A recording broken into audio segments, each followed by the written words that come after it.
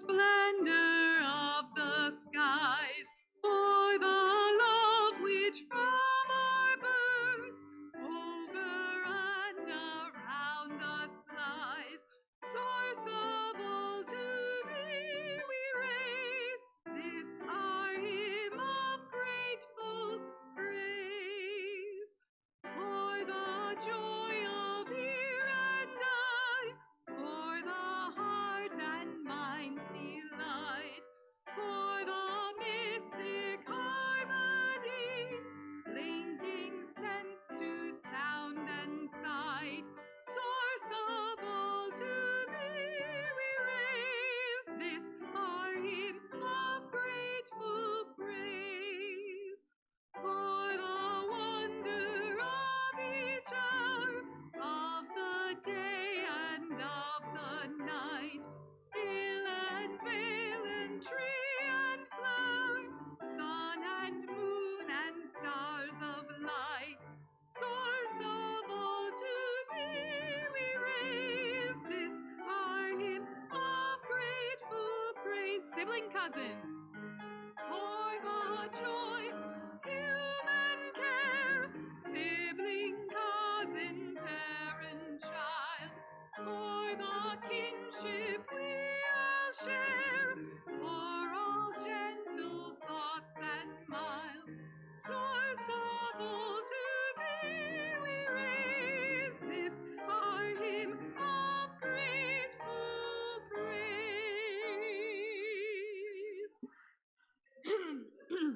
Excuse me. Our second song this morning is number 159. This is my song, Finlandia, hymn number 159.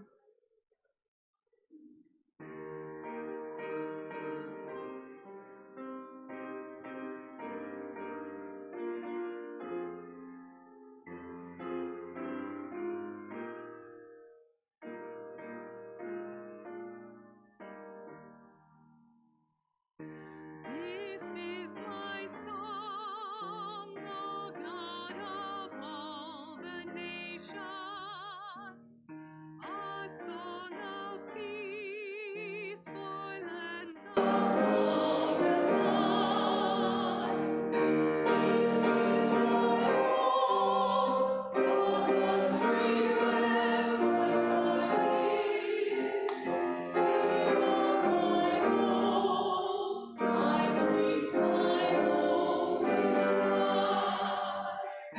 All the hearts in other lands are beating, with hopes and dreams as true and bright as light. Country skies are bluer than the ocean, and some bright wings are over leaf and bough.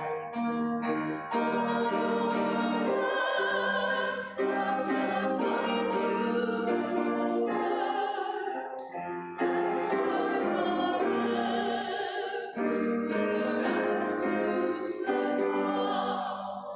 Oh, hear my song, thou God of all the nations, a song of peace for them and for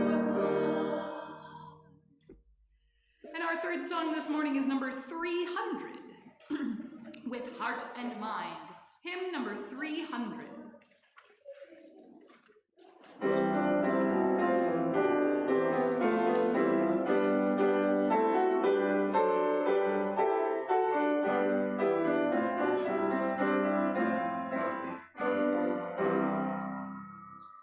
With heart and mind and voice and hand, may we start and place transcend to make our purpose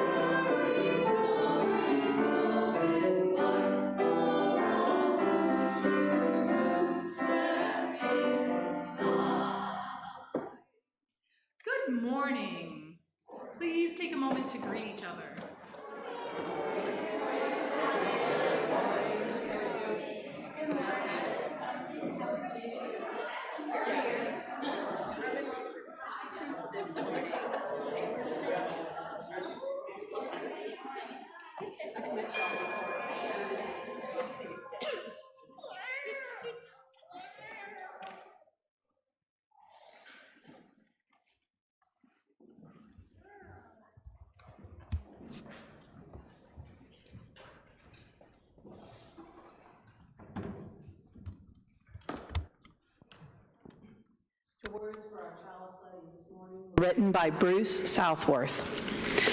For the gift of this day and for our community of spiritual nurture and compassion, we give thanks. We light this chalice as a symbol of our faith. May our many sparks meet and merge in communion of heart and soul. And I'd like to invite you to join your hearts and minds in the spirit of worship.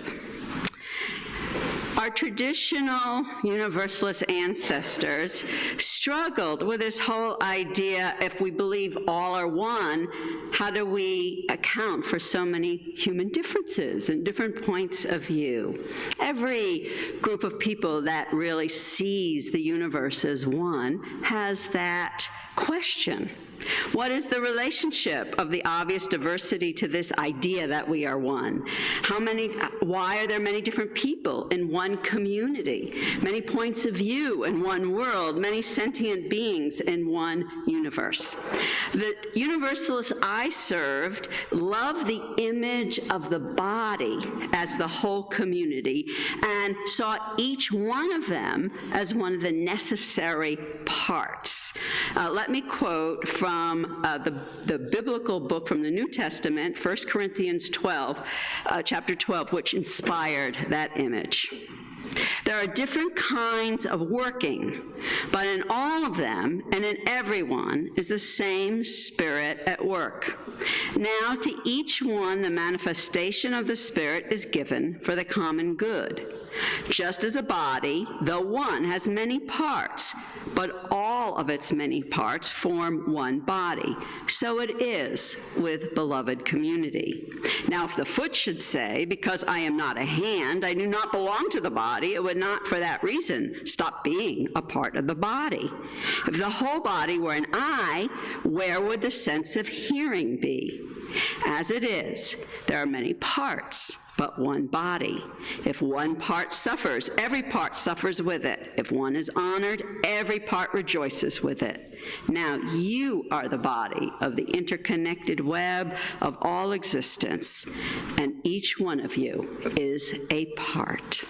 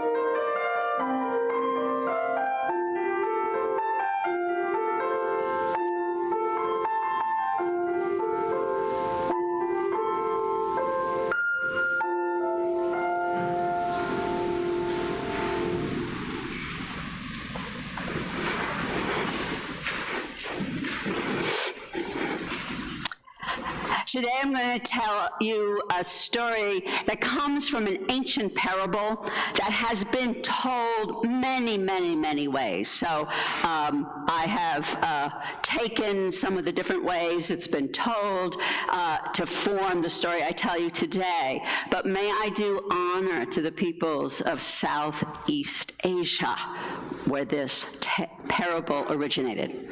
Once upon a time, a long time ago, there were the wise people in the village were very disturbed because it seemed like everybody in the village had all developed their own opinions about everything, and they were always arguing.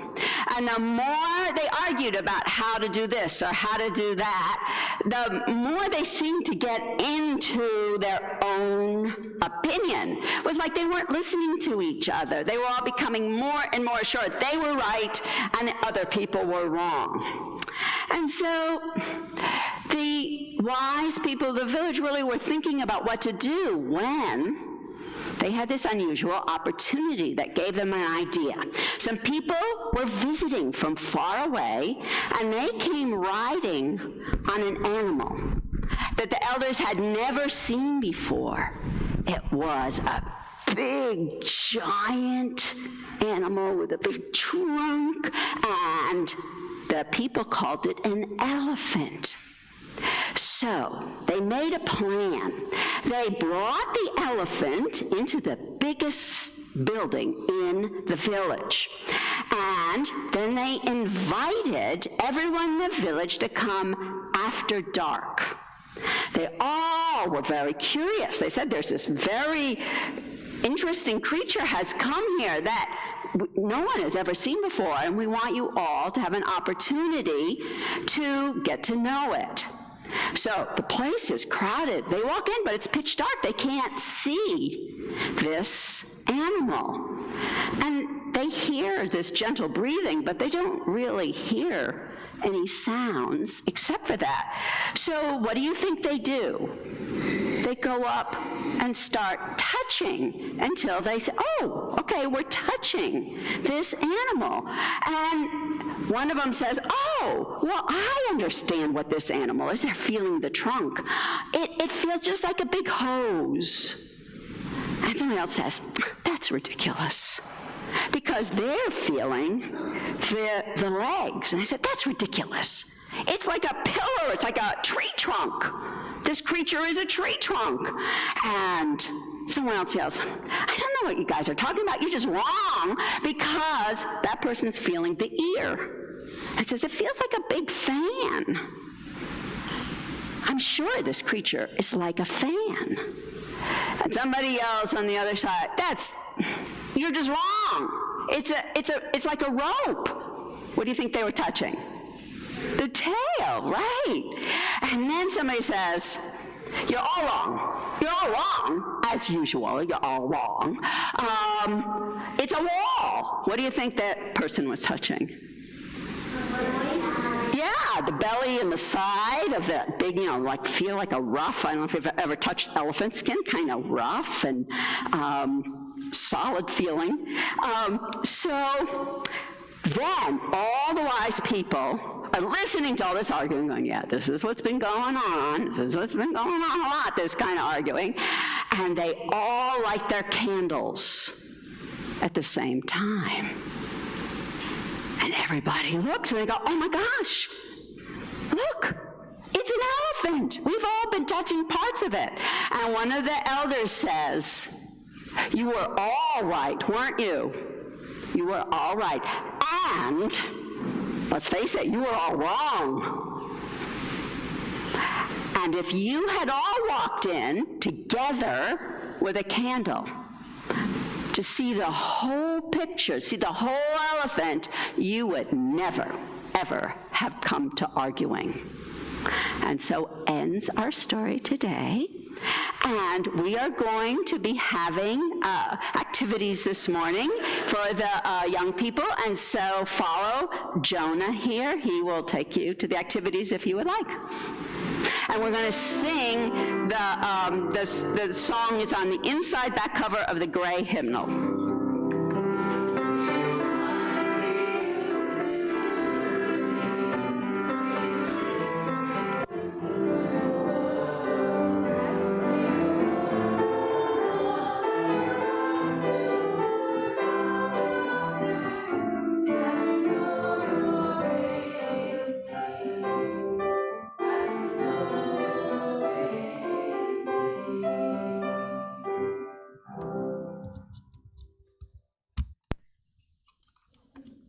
morning. My name is Denise Gouch, and I am your Assistant Minister for Congregational Engagement. It is my pleasure to welcome those of you here in the sanctuary and those joining us online to worship this morning. In order to reach a wider community than those able to be physically present on Sunday morning, our services are live streamed on YouTube and Facebook. Joys and concerns are not live streamed or recorded. Before I continue, let me remind you to please silence your cell phones. As Unitarian Universalists, our spiritual paths vary, but in this congregation we have made a covenant together.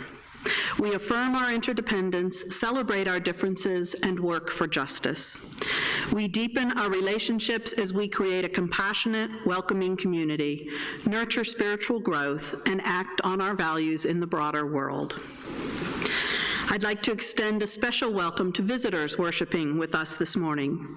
We ask you to wear those paper name tags because it helps us to recognize you as someone we'd like to meet. If you are seeking a spiritual home, we hope that you may find it here. Whether you are new to Unitarian Universalism or visiting from another UU congregation, we invite you to stop by the welcome table in the social hall after the service to have questions answered. People become members of this congregation by signing the membership book and supporting the church with their time and finances. If you are considering joining the church, please talk to our assistant minister. Talk to me. Following the service, we hope everyone will enjoy coffee and fellowship in the social area, where you will also find information about current opportunities for engagement and reflection. There are many announcements in the weekly bulletin, which I hope you will take home and read. I have been asked to highlight a few more. There will be a new member class on Saturday, September 7th, 9 a.m. to 1 p.m. Anyone interested in learning about or connecting with our congregation is invited to attend this class. Join me, your Assistant Minister, Denise Gouch, and others for an orientation to Unitarian Universalism and to First UU Church of Nashville.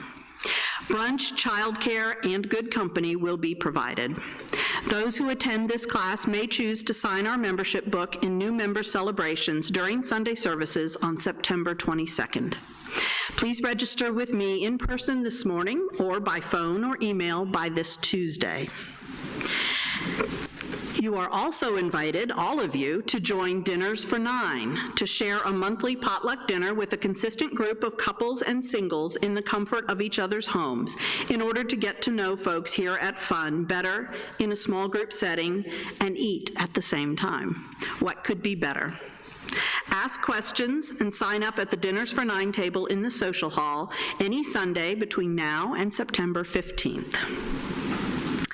Finally, Sunday school for pre-K through 8th grade is scheduled to start 1 week from today, but we do not have enough teachers and teacher assistants. Without more volunteers, we will have no choice but to go into emergency mode, which may mean combining some classes and/or having classes only every other week. If you would like to learn how you might help, please speak to Jonah today. He went out with the children, but will be back. Or contact Marguerite Mills, Director of Lifespan Religious Education, during this week. Thank you.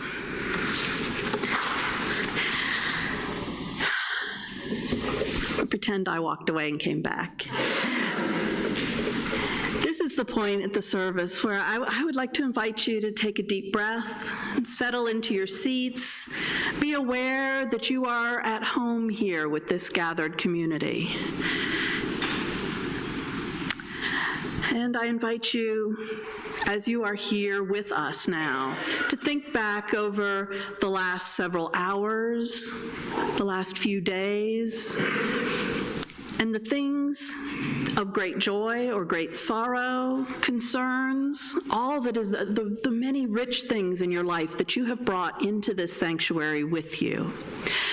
And it may be, as you think, reflect on your last several days, that there is something of particular joy or sorrow that you would like to make visible here in this community.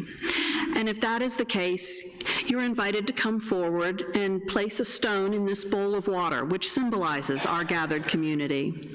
Our lay minister this morning, Gloria Ballard, will help you place that stone. If you would like to have your joy or concern spoken aloud to the congregation, you're invited to write it down legibly as possible, please, on one of those slips of yellow paper that are in the pew right in front of you. And if you would hand that to me when you come forward, then Gloria and I will read those aloud to the congregation.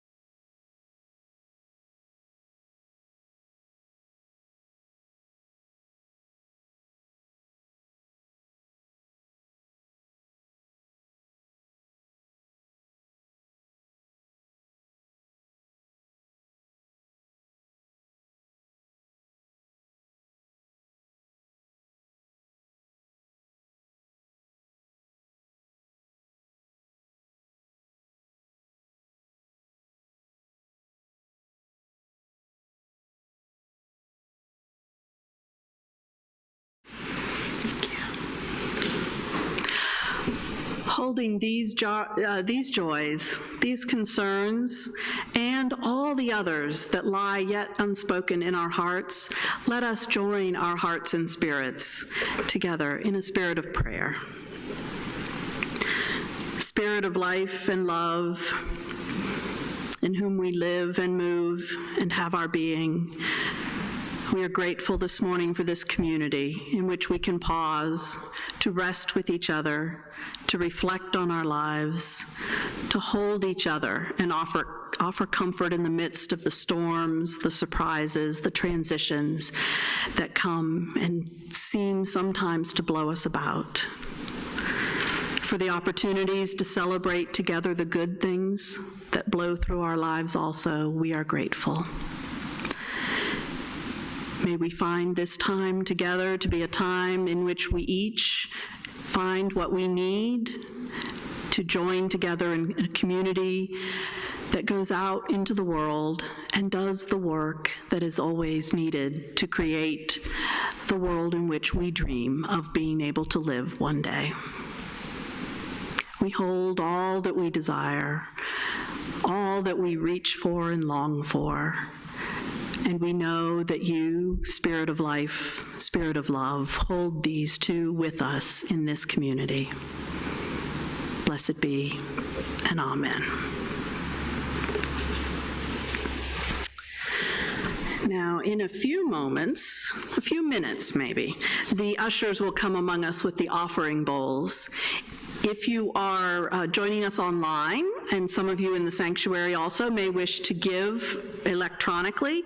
There are instructions in the order of service for giving options electronically, and online you can always find those on our church website, firstuunash.org.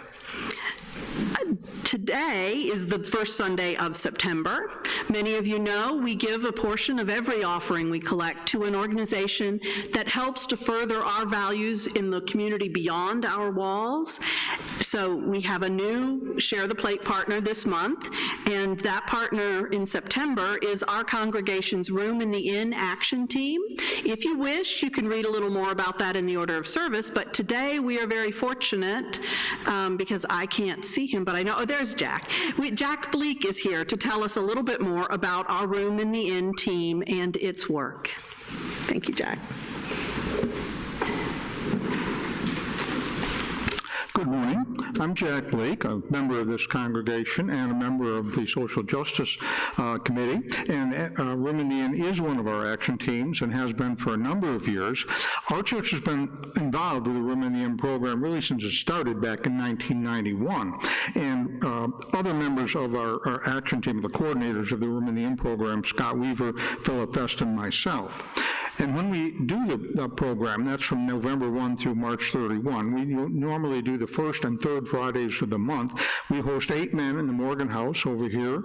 They get an evening meal, they get breakfast, they get a sack lunch to take home. We have 2 bathrooms upstairs with showers, so the number of things that help them feel good and get rested and get well fed and continue on for another day. We also plan to host on the night before Thanksgiving this year too, and many of those things have been positions have been signed up, but not all. So if you're interested, we'd be glad to do that. Now, I know many of you have done some of the roles with the Room in the Inn over time, and we're really pleased about that. We're hoping to have a few more volunteers this year because there are always many roles. In fact, we need about 21 people each time we do this for all the different roles that we have. Now, the money collected will go for a number of things. Every once in a while, we have to replace an air mattress or extra food. We keep some extra food because sometimes the guys don't want to eat the regular meals, so we might have some canned stuff available for them, or we might at breakfast have boxes of cereal, things like that.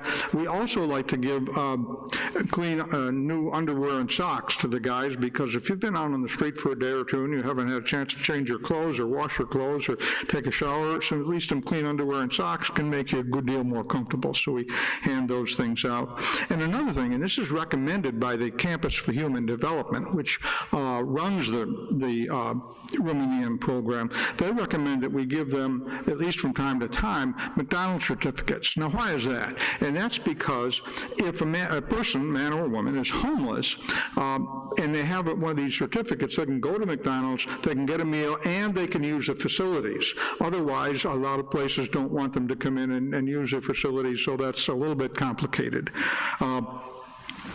Now, some people I know are afraid to volunteer with the Room in the Inn program because they know that a fair number of the people who are homeless, mental illness is an issue. But Campus for Human Development screens out people before they get to us, so we hardly ever have a problem with that. It is quite possible to talk with some of the guys, although some of them go to bed right after dinner and are interested in talking. But I know people are afraid, and please don't be, or we can talk with you more about that. Now, as I said, Room in the Inn is run by the Campus for Human Development, and they have a number of programs that help the guys long term. We provide a meal and a place to stay for one night. That keeps them alive for one night, hopefully helps them be a little healthier. But the Campus for Human Development has programs to help them get jobs or get housing. They do work with guys who are veterans to get vouchers. There are vouchers available to people who do that. Anyway, we will soon be starting the sign-ups for this, and I'll be at the social justice table after the service, so let me know if you have any questions. Thank you.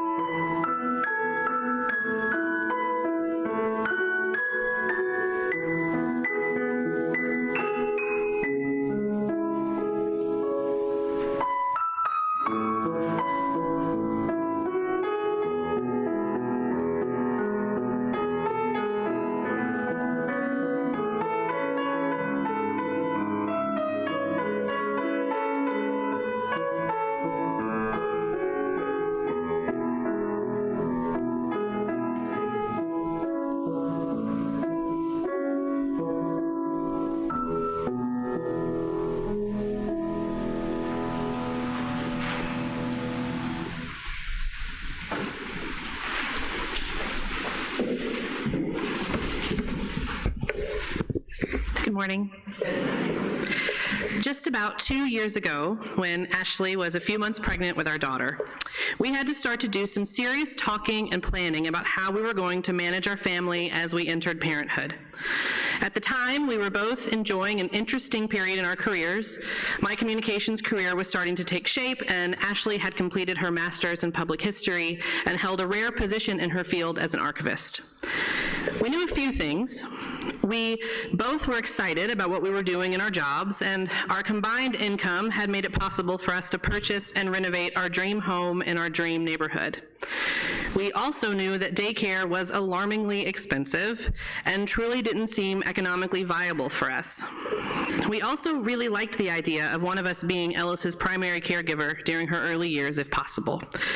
So it was decided, after looking at our individual incomes and strengths and the overall picture of our family, that I would continue working and Ashley would stay home. Ellis is almost a year and a half now, and this restructure of our roles and our feelings about them seem to still always be in flux. A new friend recently asked me what I do, a question I'm still trying to figure out these days. I explained that I stay at home with our toddler while also trying to do some freelance work during nap time, and that Rachel works outside the home to bring home the tofu bacon, which is a vegetarian joke. The new friend replied, "That's really a benefit of same-sex relationships, to be able to divide household responsibilities based on your strengths rather than your gender." I thought about her statement a lot after our conversation. It really is helpful to be able to determine our roles based on our abilities without the impact of traditional gender roles. But it also got me thinking, what are my strengths? My days generally consist of doing the laundry, changing diapers, going to the grocery, preparing meals, taking Ellis to story time at the library, endlessly picking up toys, and making sure Ellis doesn't eat household plants or climb the bookcases. Is our household division of labor really playing to my strengths? When people ask me what I do, I say I'm a stay-at-home mom, but I have a strong urge to say that I'm an archivist, mostly because I felt proud of what I did. Preserving history made me feel like I was part of something larger than myself, and I worked really hard to juggle making a living and getting through grad school so that I could spend my days quietly sifting through old documents and photographs. I love playing with old things, and now I spend my days playing with a very, very young and precious thing. To be frank, there wasn't too much of a back and forth when we were initially planning who would stay home. My job was higher paying, which was a clear factor, but another was the fact that I don't do well in isolation. When left to my own devices, I tend to get lonely fairly quickly, and productivity grinds to a halt. Neither of these things is conducive to a fruitful stint as a stay-at-home parent. Ashley, on the other hand, is proactive and task-oriented in a way that I constantly admire. I knew from jump that she would be excellent at this, and I haven't been wrong for a single moment. As the working parent, though, I've experienced unexpected challenges. I feel defensive about our choice almost constantly. I perceive judgment from other people when I tell them that one of us stays home. I also feel immense amounts of pressure to be really, really good at my job so that I can keep our bills paid. Also, as the primary moneymaker, I felt my job becoming more and more a part of how I perceive myself, and I felt the need to fight for space within my intellect for the overwhelming parts of myself that are nurturing, spiritual, and in no way interested in business and money-making. It became hard, and from time to time remains so, to push resentment aside as I left the house each day to go spend time making money, and I felt guilty as I started to think about my time at home parenting or at church taking on leadership roles as extra shifts on top of my job. But another thing that's happened as a result of this is a natural and necessary evolution in my consciousness about how I think about the work that goes into keeping our household running. Every single thing that both of us do every day provides for our family and preserves the quality of life we hold dear for both us and our child. There is a reverence that is developed in my heart for every effort that is made to take Ellis to story time or to ensure that we're all able to sit at the table together each night. Every meeting I attend at work, no matter how mind-numbing, equally ensures that we have those moments as a family. Every decision that we make about who takes on what work allows me to serve here at church, and for Ashley to attend community meetings and offer community support to other parents in our neighborhood.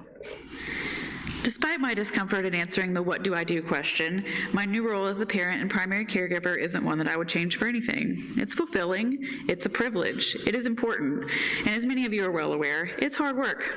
There have been plenty of evenings where I've met Rachel at the back door with Ellis, desperate for a few minutes where I'm not thinking things like, should I call poison control because she just ate sunscreen? But I also have beautiful moments rocking her to sleep, watching the wheels spin in her head as she learns to sign that she's finished with lunch.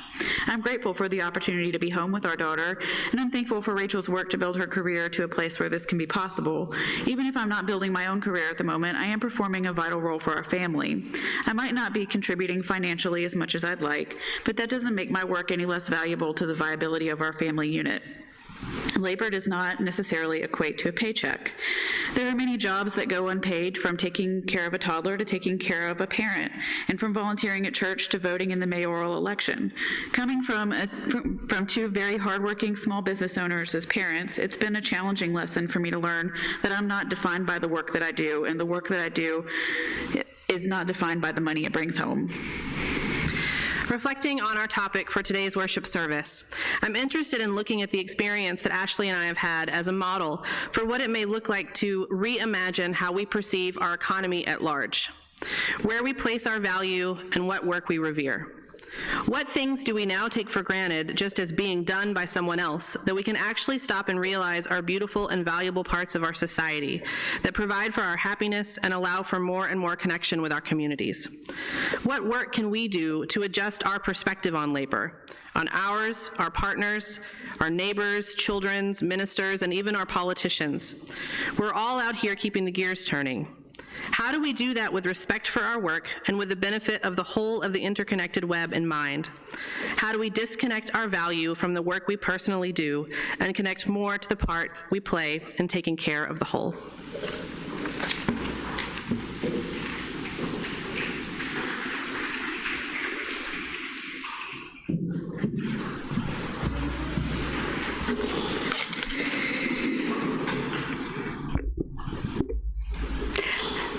Many of us have been taught to think of labor as the work we do to earn money.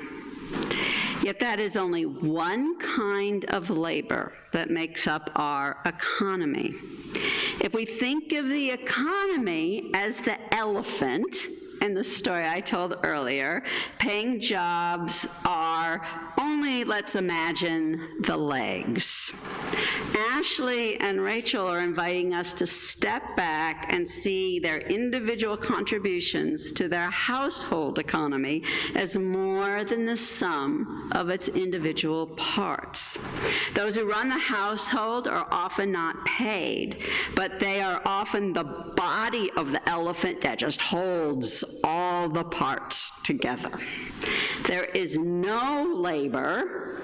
Even our kind of old economic thinking would say there is no labor without functioning households, feeding, educating, and keeping safe people who happen to be the past, present, and future laborers. But Ashley and Rachel also mentioned doing volunteer work and voting. 21st century economists would call this the labor of the commons.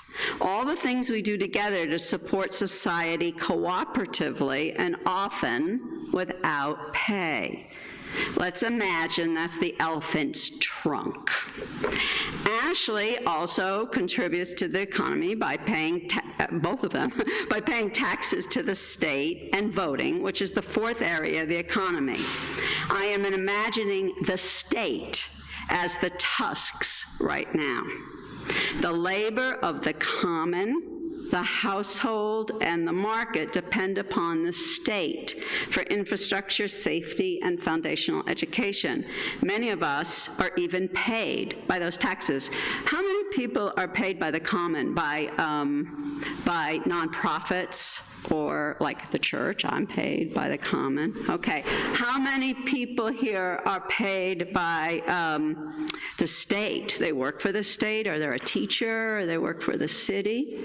Yeah, we have people paid for both. So you can see that all of these are related in this.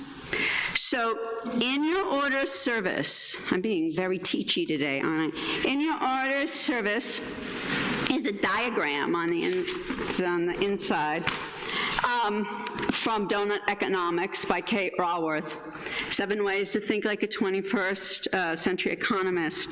And I'm going to be talking more about it, but I want you to look at this, well, there's a center circle with little arrows, but look at the circle around that, because it shows the economy as what I just said, the household, the market, the state, and the commons. And and the little arrows just show that they're all interrelated. So what I'm going to ask you today, if you want, some of you just like to have a moment of peace and quiet, and that's great. But during our silent time, I would like to invite you to reflect about how you contribute or are supported by all different kinds of labor in as many of these areas as that you can notice: the household, the market, the commons, and the state. So let us just enter for a few minutes into the spirit of silence.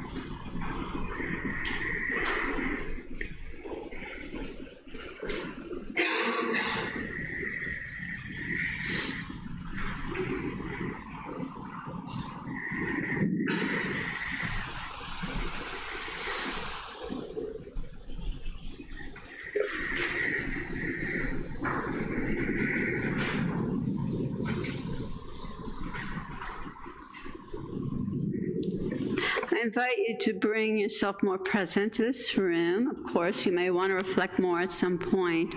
And I'd like to invite you to turn to somebody near you. And you two, you've already talked about this, so you're going to have to find somebody else to talk to just share a couple of your thoughts during your reflection time. I'm going to look and see that everybody has someone to talk to.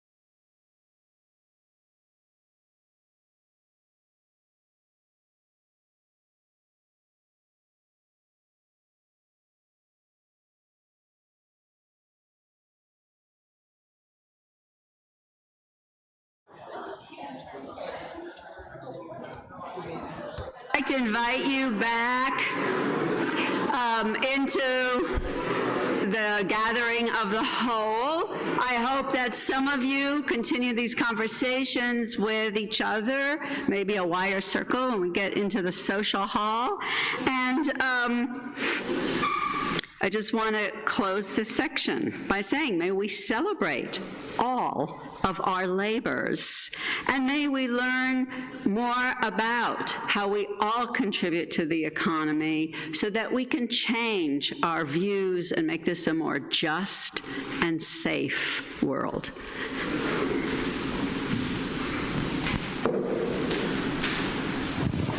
This chant is by Lindsay Watson. Doors opening, doors closing, doors I'm opening, doors I'm closing. I'm safe, it's only change. I am safe, it's only change. Doors opening, doors closing, doors I'm opening, doors I'm closing. I am safe. I am safe, it's only change. I am safe, it's only change. Doors. Doors opening, doors closing, doors I'm opening, doors I'm closing. I am safe. I am safe, it's only change. I am safe, it's only change. Doors opening, doors closing, doors I'm opening, doors I'm closing. I am safe, it's only change.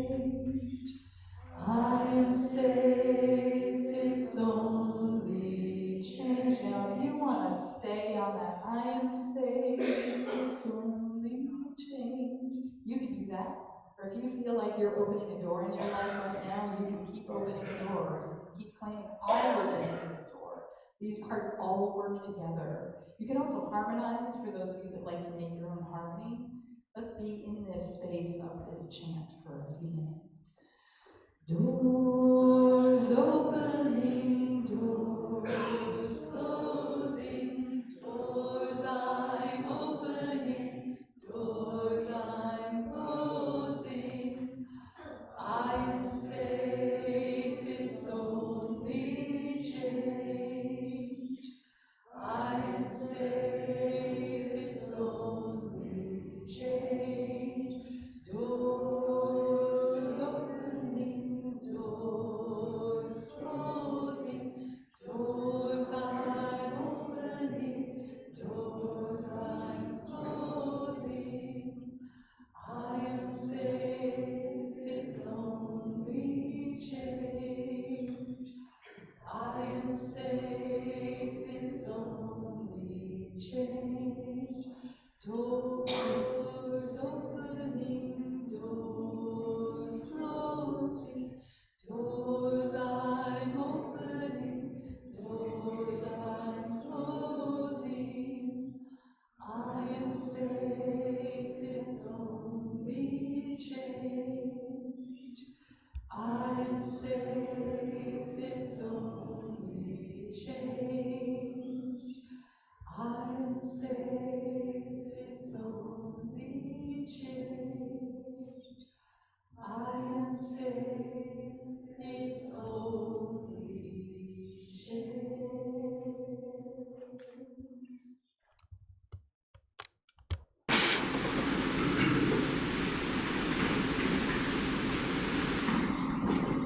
Well, last year, some of us became very frustrated after working on economic justice issues in this city, in this state, in this world for years, seeing that it seems to get worse and worse. We have more homeless people rather than fewer, for example.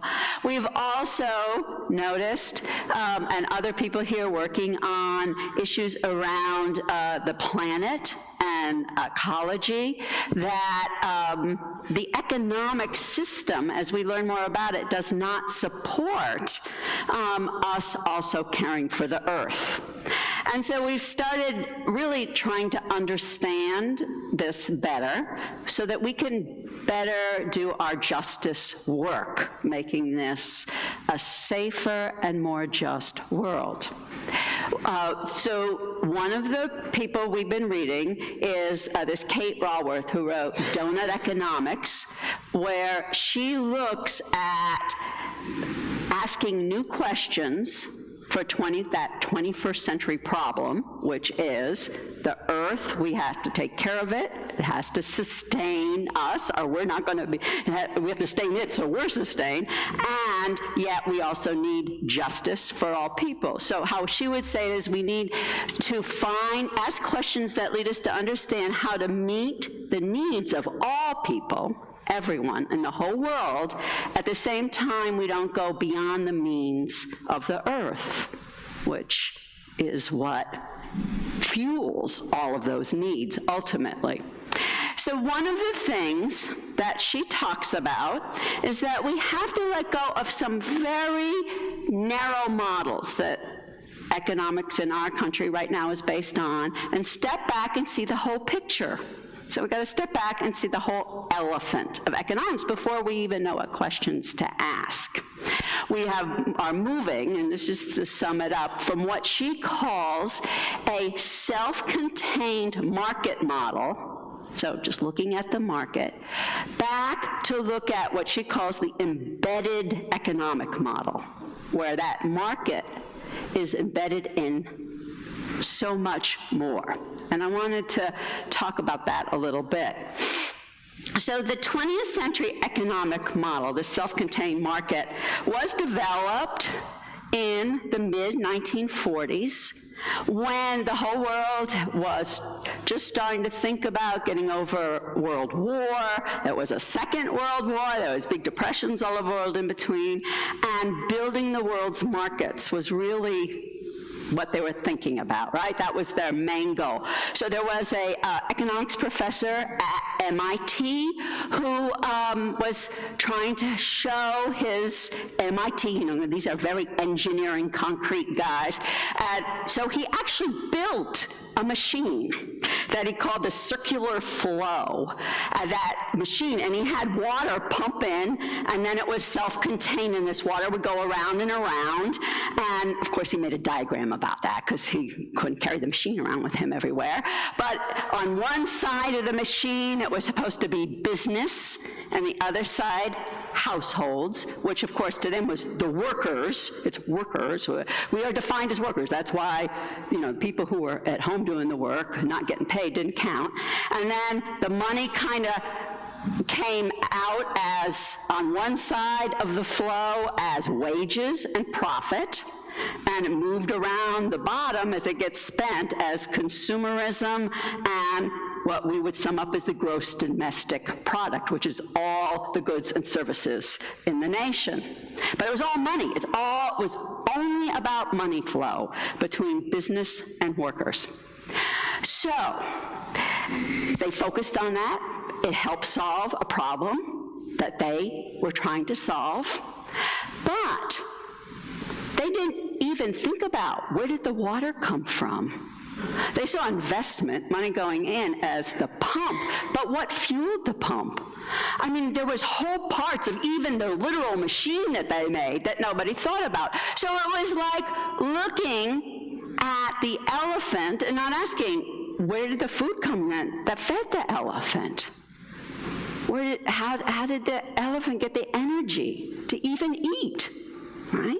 So, 21st century economists now have stepped back and said, before we really can figure out the problems of this century, which we're all very aware of now, we have to look at the whole elephant. And that's this chart that she's very good at diagrams and saying, the first thing we look at is the earth, right? Because that's, all resources come from the earth and the sun and our environment. So that's the first place you look, and that is life-giving, and so you have to respect the boundaries of that. That's kind of just the base, all right? And then as you move in, you see the next circle is human society.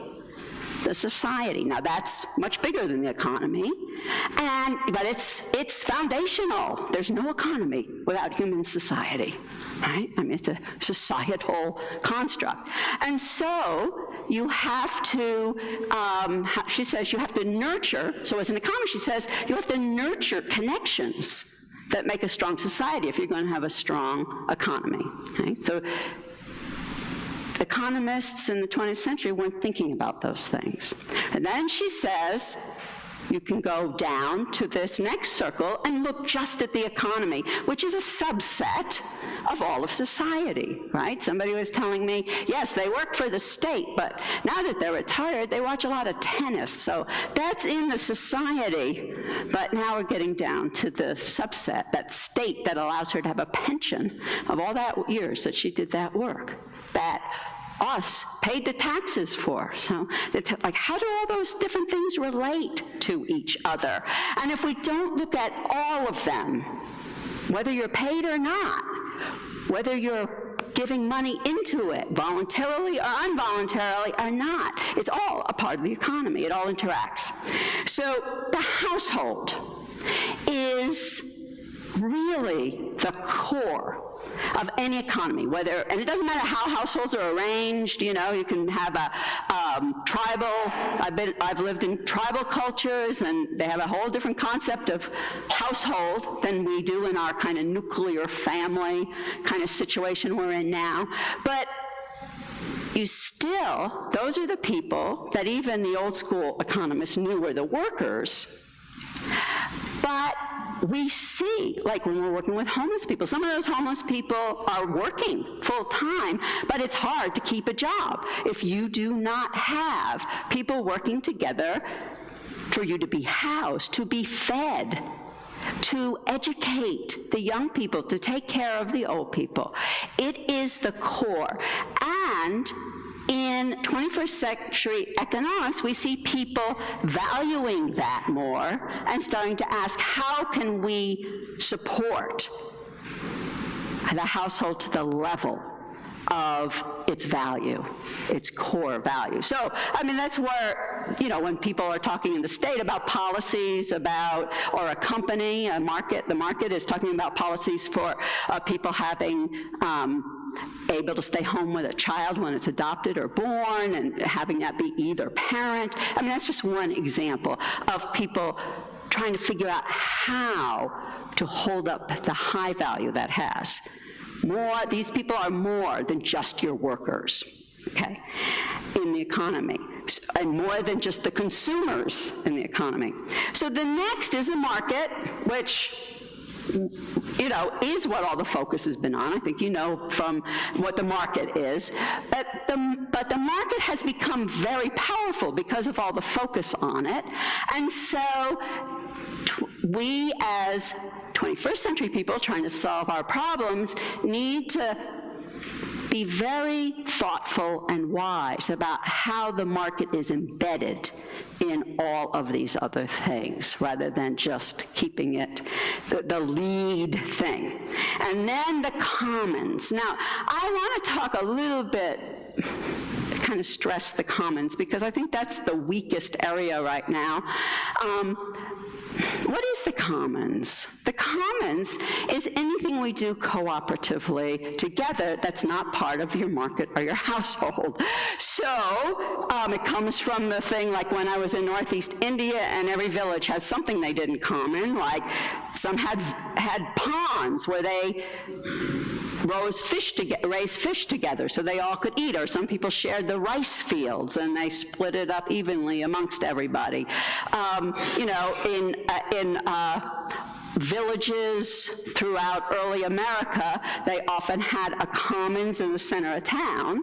So you go to some of the older towns, and they still call that park the commons, and it's where they all let their animals graze during the day. And really, our parks, for instance, are commons. We take care of them together. This church is a commons, a room at the inn, and the Center for Nonprofit. What's the name of the organization that runs Room at the Inn? Campus for Human. Yeah, Campus for Human Development. That is part of the commons. So I'm going to give you a big example that's going to tie together the three, and then I'm going to tie into the fourth, the state, at the end. Right now, the Amazon forest, the rainforest, has been burning at almost twice the rate that at any other time, and people all over the world are concerned. So the way climate scientists describe it is that our climate, the world climate, is it's a commons. We share it. If we don't take care of it together, cooperatively, we will all it will hurt all of us, and if we take care of it, it will benefit all of us. And so how do we do that commons? Well, the households are involved because most of the fires are started by people who own a part of that forested land, and they want to clear the land, mostly right now, for cattle ranching. And so they burn it. That's the quickest way, and then it spreads. Now, they have to live, right? So you have to take into account the households. Now, one reason so many more people are trying to ranch in the Amazon is because the markets have worked very hard to make trade agreements so that they're now able to import more beef to other parts of the world, from Brazil especially. And so the market has a big role in this. They are paying people only in the short term. They're only planning a year or two ahead. They know they can make big profits getting a lot of beef out. They're not looking at 10 years ahead when the Amazon can't maybe sustain any of the life that it can now. And so the people who are making decisions in their household are caught into this short-term thinking. They just know they have to live this year, right? Then you have, we know the commons is the climate, and we know that the Amazon is part of the climate because we think of it as the lungs of the world. It's one of the biggest producers of turning carbon dioxide into oxygen in the world. We also know that it looks like it may be nearing a tipping point when its whole ecology could change. In other words, in systems, we know that if you change the forest enough, it will stop acting like a forest, and it will not thrive as it has been before, because it all kind of worked together. Right. So then how does the state? The state also is very powerful in this whole equation, because when the most recently elected Brazilian president did start changing policies in the country to support the market. He's very pro-development of a certain kind. So how do you so the most important thing with the state, because it has a lot of power, is to be accountable. right? So that's why we vote, that's why we're active in civic organizations like Nashville Organized for Action and Hope to hold the politicians accountable. We had, you saw that there were indigenous people from the Amazon in France at the recent economic summit, speaking, living very traditionally, speaking to if the Amazon all burns down, we can't live our life the way they are. And so you have people from different countries as well as people within the country of Brazil trying to hold their state accountable so that this won't happen. It's just, it is an example, but it's an important example that we will not be able to solve these issues unless we consider how all of these areas interact economically. And then just lastly, as you're looking at the whole elephant, which I tried to just give you a taste of, that's one big animal. It's very powerful. You know, work, labor, is just another word for power. It's just physically, work means using energy to turn something into something else to affect the world around you. It's all about power, the power that each of us have, the power we have together. And so, there can be abuses of power in any of these areas. And so it's very important that we, as we look at all of this, look at how we can make sure, check abuses, I guess, to check the abuse of power. So today, I just want to bring all of that high-level stuff back around to the fact that it's Labor Day, and that every one of you does work in the world, whether you're paid or not, whether you're volunteering for the Commons, some of you volunteer, do voter registration for the state, whether you're doing household work, and some of you work and do household work, and volunteer, and go vote. It's all necessary work and part of the economy. So I want to thank you all for all your many labors. May it be so.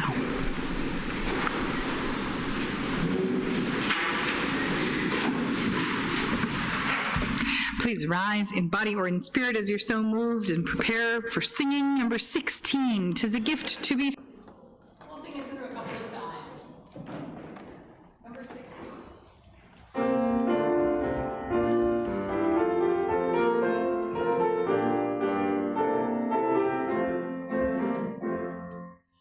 Tis a gift to be simple, tis a gift to be free, tis a gift to know now where we ought to be. And when we find ourselves in a place just right, to be in the valley of love and delight. When true simplicity is gained, to come to bed we shan't be ashamed.